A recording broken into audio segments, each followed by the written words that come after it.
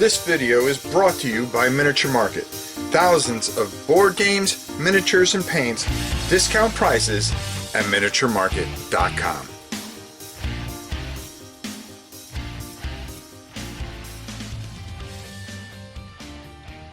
Hey everybody, it's your old pal Rob. Now, you guys helped make these lists, and this is going to be one list. So if you're not seeing something, there are actually 3 lists out of everything that we got as far as space games were concerned.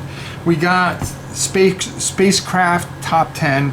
We got top 12 science fiction space themed games of all time. And then I'm trying to think of another category, pretty much IP, or maybe, I'm thinking IP because I want to include all the Star Wars and the Aliens and games like that in there. So that's a whole different list. So today we're keeping it kind of simple. It is my top space sci-fi games of all time. And this was hard. There's a lot of things I left out of here. I'm going to just name some of the runner-ups that did not make it to the list. And I'm looking at this. I wanted to put Alien Uprising in here. I haven't played it enough. Another game that did not make it here that I really felt that should have made it was Galaxy Defender. Did not make this top 12. Starfist did not make the top 12. Zombicide Invader, which is a really good game. Go ahead, Gabby, go on to the thing. That did not make the list. Let's take a look what else we have. StarCraft did not make the list, unfortunately. Stargrave didn't make the list, and it's a great game. It's just the games that I put on this list. Queen's Gambit, I don't own it, and it's too hard for you guys to get. So that's one of those Grail games that you kind of leave out just on principle. Star Realms, as much as I love that, I didn't make the list, and Horus Heresy didn't make the list. And I thought it would. It just, when I looked at this list, this is what I came up with for my top 12 space sci-fi themed games. Okay, now there's a whole nother list. Check out a video in a couple of days that you'll see that covers actually science fiction spaceship games. And a lot of the things, I was able to make a whole other list with that, and you'll see some of the things that aren't here that probably would have made it. I wonder if I just did an overall list, how I would do. I probably would pull what little lettuce I've got in my head. But we're going to start off, and we're going to keep this pretty simple and quick. Okay? At number 12 is an all-time classic. The problem is you need people and you need a day. Okay? And those are 2 things that I don't have a lot of. So Twilight Imperium comes in at number 12. Great game. It's got to be on this list, but it's not something that I am going to get the chance to play with a bunch of friends because I live out in the middle of nowhere on a farm. So who am I going to play with? I could play with my son, but you can't play 2-player with it. You need it. The sweet spot is anywhere from 3 to 4, and you're going to put some time into that game. So it stays at 12 because of its greatness, but it stays at 12 because of its playability here at the arena. At number 11 is Nemesis. This game has really come along. It is impossible to win. It's hard. It has that alien feel. I love it. It's a lot of fun. It was fun to paint. And it is a great game that deserves to be on this list. And at number 12, Nemesis. And number 10 is an all-time classic. And I'm going off the old Avalon Hill bookcase game, Dune. Now that game was absolutely glorious. It was remade recently. It's also had a couple of different incarnations as far as different Dune games that have come out. But I think anything with Dune, the ultimate science fiction novel, I've yet to see a game that they've put together badly with it. Well, maybe that card game back in the 90s, which was really pretty bad. Yeah, let's go with that. But they really don't make a bad Dune game. The intrigue, the politics of it, you know, it fits into so many different things and does so much. It's such a great game. At number 9 is a game that, dear God, why did they it never got an expansion. It came out, it was loved. I painted a ton of it for a Dice Tower auction. And it is a game that we play quite a bit. It needed to have Necrons and Gen Stealers, and that's Forbidden Stars. What a great game. Short-lived and just murdered. I have a sealed copy still, and I also have a painted copy. That's how much I love this game, and it belongs in my, you know, top 12. And at number 9, it's Forbidden Stars. Boy, GW, get that back, get the license back, remake it, and do it in your image. You know, your greatness. Huh? We'll see. And number 8 is a newer game. You know, it was kind of hard to put this on the list because I do have a little bit of a bitter taste in my mouth with it. But it is a very, very, very good game. I need to get the star map for it. I really do. I painted up the ships for it, and I've run through a couple scenarios of it, and you know, it really is a great, great, great game. I like to do more with it. It's a little low on here, but this game is definitely destined to be a classic with a lot of people, and that's Stars of Icaros. Really well done by Ohm Games, board games. I'm really curious about some of their newer projects. Let's see how it does. I think this is a special game that is going to go a long way, and I think the more I play it, you know, between the space battles and then the ground battles, I'm really intrigued with it. It plays well solo. It plays well with other people as well. Very solid. Reminds me of another game. I just can't put my finger on it yet, but I will one day when I talk a little bit more about Stars of Icaros.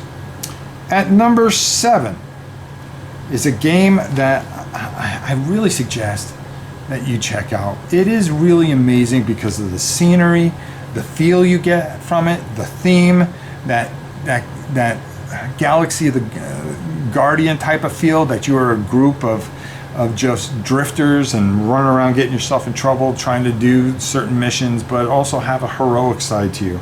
And that is Core Space. Core Space is one of the most underrated and greatest games that you will ever play. The scenery is ridiculous. The gameplay is fantastic. Everything's interactive. You could play it solo. You could play it against a friend. There's enemies that come in between you and you know, your ragtag group and your friend's ragtag group. There is just all kinds of things that go on in this game, and it has such fantastic potential that I just hope that they keep on making more of it, because it really is great and people really need to experience this, and that's Core Space. And number 6 is a fantastic game, done recently by Cool Mini or Not. It was originally done, the plastics weren't that great, but the game was just so much fun. But then when Cool Mini or Not got a hold of it and did a number on it, and it did a fantastic, fantastic job, that is Project Elite.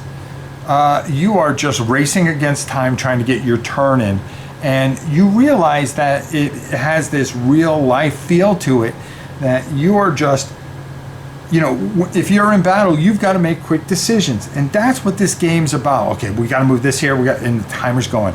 Okay, and you're trying to roll dice to get the proper dice and able to do certain things, shoot at things, get rid of enemies as they're pouring towards you. And it, you know, some people don't like stressful games like that, but I don't think it stresses as much as you just start laughing and going, my God, this is glorious. And that's what Project Elite really does. It does a fantastic job doing what it does best, putting you under pressure to make some fantastic or difficult decisions against some hideous monsters. And boy, they are nasty. At number 5 is a version of Warhammer Quest. Is Blackstone Fortress. It was kind of hard to leave this off the list. I almost debated leaving it off the list, but it's really a great game. Tons of expansions. I'm saddened that they ended it, but it just does so many different things. It has this legacy feel to it. It's just a great game, and it's one that if you have a chance to get the base set, give it a go. You're not going to be disappointed. This plays very well. It's fun. It's there's not a ton of miniatures. They go together real well, and you are off and running with a great, fantastic, wonderful experience, and that's Blackstone Fortress. Be sure to check it out. At number 4, this one means a lot to me. Some people may go, huh? Other people may go, okay, I get it. But, back when I was younger, hidden movement and all the other little fun things that would go on with this game, this bookshelf game, Starship Troopers is the original Starship Troopers. It stayed true to the book. It was fun. It was a game that still gets a lot of playability around here. It is one of my all-time favorite games, and it has to be on this list. At number 4 here, I think is a good slot for it. When I think about this game, it just brings back a lot of memories. You can get a copy really cheap on eBay, anywhere from $20 to maybe $40. I've seen them at least, because it's just one of those games that there are tons and tons of them out there.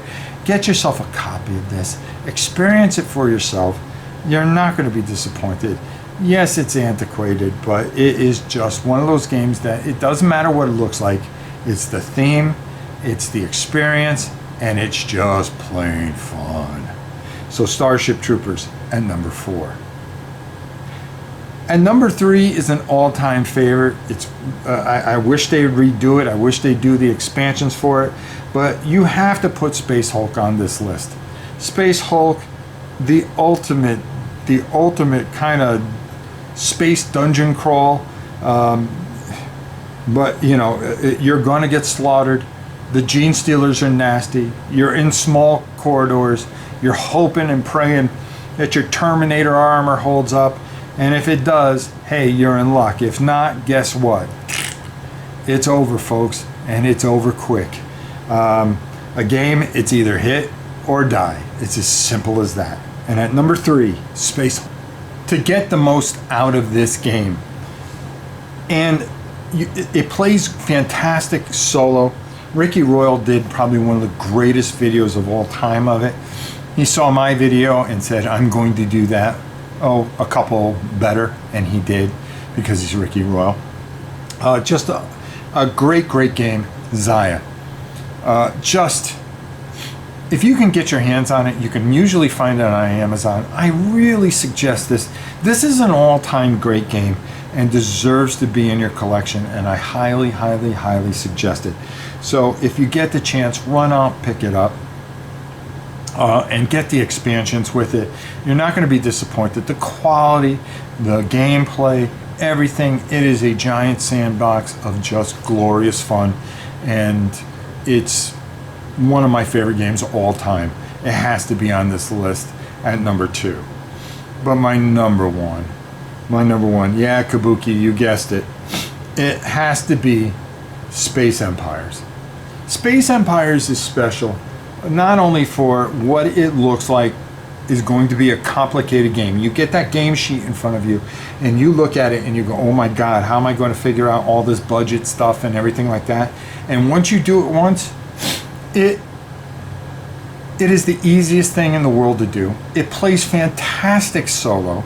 It plays great with 3 to 4 players. It is just one of those games, as you are going through systems, turning over those chits and praying you don't run into a black hole, running into enemies, building up starships, getting you're colonizing different planets, trying to get more income, and it is the ultimate space 4X game. It just really is. Again, another game that is really great that I left off this list, that I'm twisting in the wind over, and I have to make mention, is Star Corps. Star Corps is fantastic as you play those 3 ages. I wanted to make mention of that too before I finish this video, and make sure people know that I didn't forget that. It's easily in there. I just don't get it to the table as much as I do these other 12 games. And that's the only thing that hurt it a little bit. I played it, I love it, but it doesn't get to the table the way these games get to the table. I could have easily have put Space Corp in at number 12 at Twilight Imperium, but I felt Twilight Imperium Legacy deserves to be on this list. I have it. I would love to play it more, and when I do play it, I have a great time. The problem is you just don't get to play it as much. And when I was thinking about picking between the two, I put Twilight Imperium on there, or Space Corp should be on this list. But like I said, the number one greatest game of all time in my mind is Space Empires. I love it. It's fun. There were just so many games that could have been on this list, and I want to thank everybody for being in the live stream and helping me with that, and also everybody that put in the comments. You really helped a lot, and you helped make these lists as thorough as I can make them, and I really enjoyed it. So we'll be doing this again with war games. We'll go live. We'll get all your thoughts, and we'll make another list, or maybe we end up with 4 or 5 different lists from that. Who knows? We'll figure that one out. But we still have more sci-fi lists coming your way. So until next time, it's your old pal Rob. We'll see you soon, everybody.